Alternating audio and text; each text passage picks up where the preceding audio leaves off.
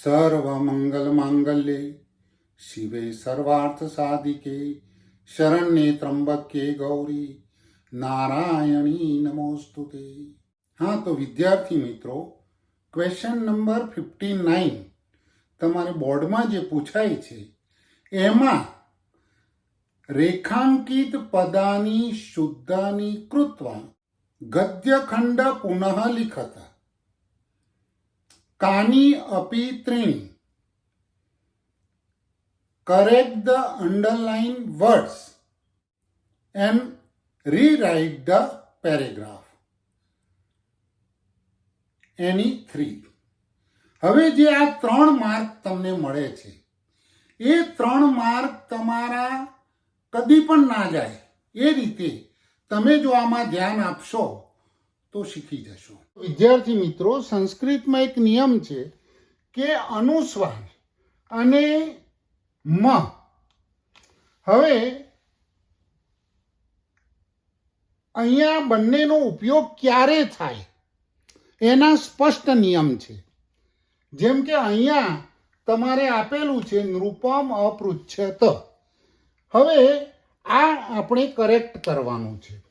હવે કરેક્ટ કરવાનું છે તો સંસ્કૃતના નિયમ પ્રમાણે જો અહીંયા કોઈ પણ પ્રકારનો સ્વર હોય, આ ઈ ઉ એ ઓ જે કંઈ, બરોબર, કોઈ પણ સ્વર હોય તો અહીંયા અનુસ્વાર ના આવે, એ અનુસ્વારની જગ્યાએ મ આવે તો અહીંયા જવાબ આનો એ થશે નૃપમ અપૃચ્છત.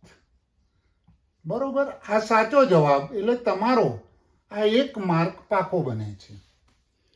હવે બીજી વાત છે કે જો અનુસ્વાર અહીંયા મ બને છે તો અહીંયા સ્વર છે, પણ જો અહીંયા વ્યંજન હોય તો શું થાય? તો અહીંયા વ્યંજન હોય તો હલંતમાં નહીં આવે, એનો ચોક્કસ નિયમ છે. તો એનું શું થશે કે કશ્યેયમ આ ભાર્યામ ભવિતુમ અર્હસી. તો શું થયું? અહીંયા ઉપર ડોટ ગયો, અનુસ્વાર ઉપર ગયો.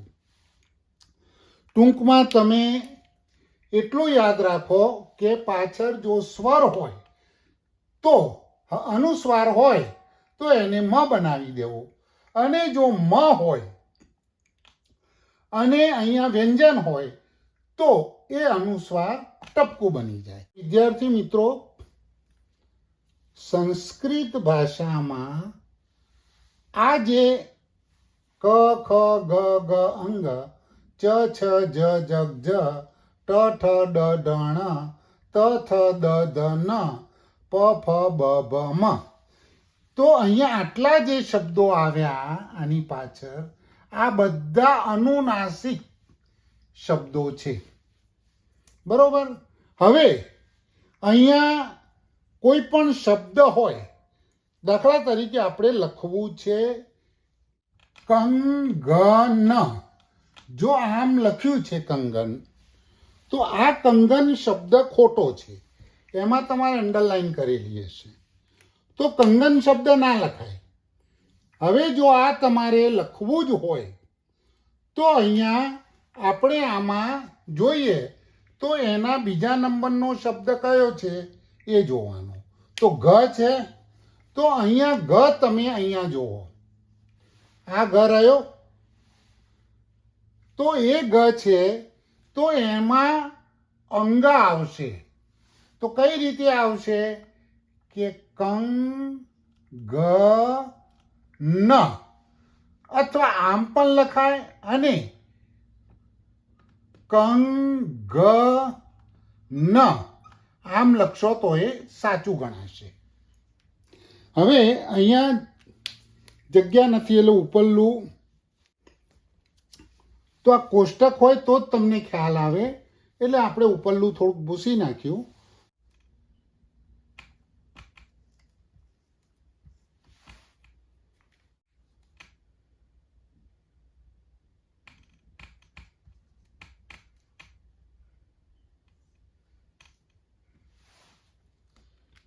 હા, તો વિદ્યાર્થી મિત્રો જુઓ, અહીંયા કંચન શબ્દ લખ્યો છે, તો આ કંચન શબ્દ ખોટો છે.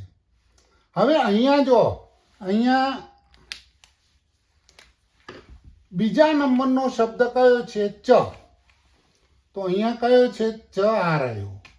તો આપણે અંગ નહીં મુકાય પણ જ મુકાય છે, એટલે આનો જવાબ શું થશે? કંગ. આ અડધા આવશે હો, ચ ન. તો આ આપણો સાચો જવાબ છે. તમે અનુસ્વાર લખો એની જગ્યાએ આ લખો એ માન્ય ગણાય છે. હવે જો પંડિત શબ્દ, હવે અહીંયા આ રીતે આપ્યું છે પંડિત. હવે પંડિતમાં ખોટો છે શબ્દ, અંડરલાઈન કરી આપણે, ખોટો છે. હવે એને સુધારવો છે, તો બીજા નંબરનો શબ્દ જોઈશું. તો આમાં ડ આ રહ્યો કોષ્ટકમાં, બરોબર. હવે જો અહીંયા ડ છે તો અણ આવશે, પણ અણ અડધો આવશે. તો શું જવાબ થશે? અનુસ્વાર તો લગાવવાનો જ નથી એમાં, પણ ડી ત. બરોબર. પછી તમે એવું ના કરશો કે ભાઈ અહીંયા હસ્વ ઈ છે તો પહેલો અણ લખી અને પછી ડ કરશો, બરોબર. તો આ શબ્દ ખોટો પડે, એટલે એ શબ્દ લખાય નહીં. તમારે પંડિત આ સાચો જવાબ છે.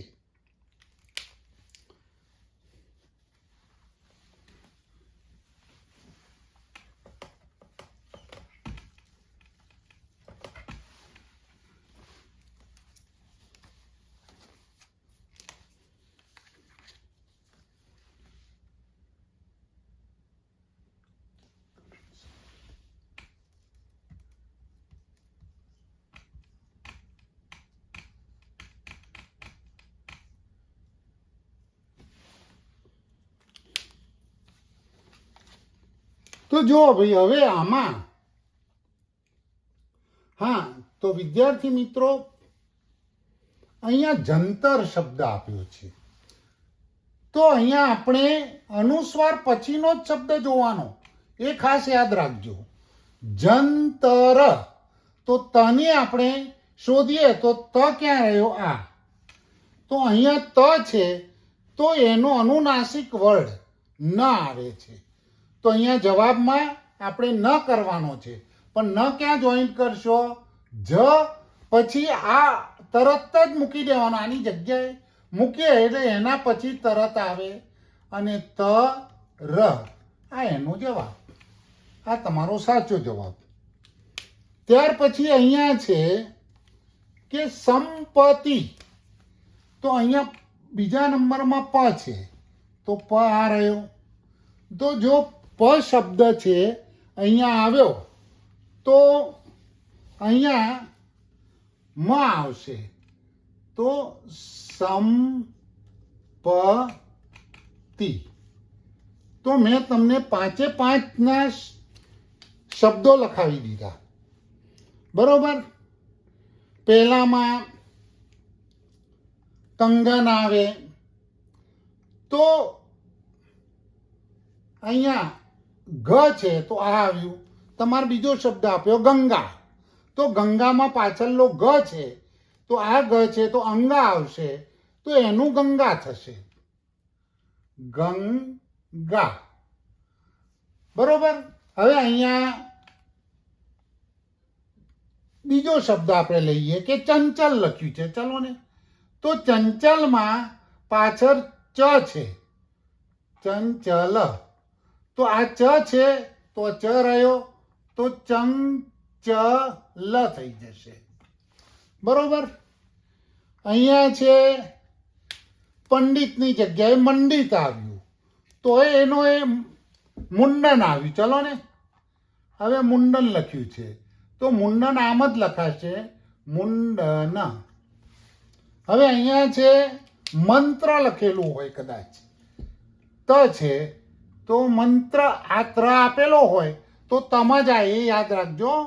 તો આ મંત્ર થઈ જશે, બરોબર છે. આ મંત્ર લખ્યું હોય તેનો જવાબ આ રીતે મંત્ર થશે.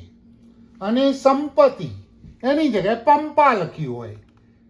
શબરી પંપા સરોવરે ગઈ હતી ને, તો પંપા. બરોબર. તો આ તમારા આનો 1 માર્ક હોય છે, પેલાના 2 હોય છે. ઘણીવાર આ 2 પૂછાય છે ને પેલો 1 પૂછાય છે, પણ મોટા ભાગે પેલા 2 માર્કમાં પૂછાય છે ને આ 1 માર્કનો હોય છે. એટલે આટલું ધ્યાન રાખી લો એટલે તમારો આ 1 માર્ક પાકો, ઉપરના પેલા 2 માર્ક પાકા. તો વિદ્યાર્થી મિત્રો, એતે પદાર્થાઃ પરસ્પરમ ભિન્ના સંતતિ પ્રચીયન્તે. પરંતુ હા, તો આ બોર્ડમાં આ વખત પૂછાયેલો પેરેગ્રાફ છે. હવે અહીંયા તમારે પરસ્પરમ લખ્યું છે, તો તમારે ક્યાં જોવાનું છે? ભિન્નાઃ હશે. હવે આપણે ખાસ તો શું કે આને જ જોવાનું છે, આપણે સુધારવાનું આને છે. તો એ શબ્દ સામે જોયું તો પાછળ જોવાનું, પાછળ કયો શબ્દ આપેલો છે, એ સ્વર છે કે વ્યંજન છે. હવે અહીંયા શું છે? તો આ વ્યંજન છે. તો વ્યંજન છે તો હલંતમાં નહીં આવે. અહીંયા હલંતમાંની જગ્યાએ આ જતો રહેશે અને શું થશે? ઉપર ટપકું થઈ જશે. એટલે આ જવાબ સાચો. ત્યાર પછી અહીંયા પરંતુ છે. પરંતુ પ્રત્યક્ષ પરસ્પરમ ભિન્નેષુ પદાર્થેષુ. તો અહીંયા ર છે તો પેલા કોષ્ટક વાળું, તો તમે એમાં ત વાળું જુઓ તો નનો આવશે, તો પરંતુ થશે. ત્યાર પછી તમે પરસ્પર ભિન્નેષુ પદાર્થેષુ કિંચિદેકમ. જો આ શબ્દમાં કિંચિદેકમ તો ચ છે પાછળ, તો અહીંયા ચ છ જ આવશે. તો વિદ્યાર્થી મિત્રો, તમે આ વિડીયો બરાબર શાંતિથી જોઈ લેશો તો તમારા 3 માર્ક ક્યાંય જશે નહીં. તો આ વિડીયો ગમ્યો હોય તો એને લાઈક કરો અને સબસ્ક્રાઈબ કરવાનું ભૂલશો નહીં.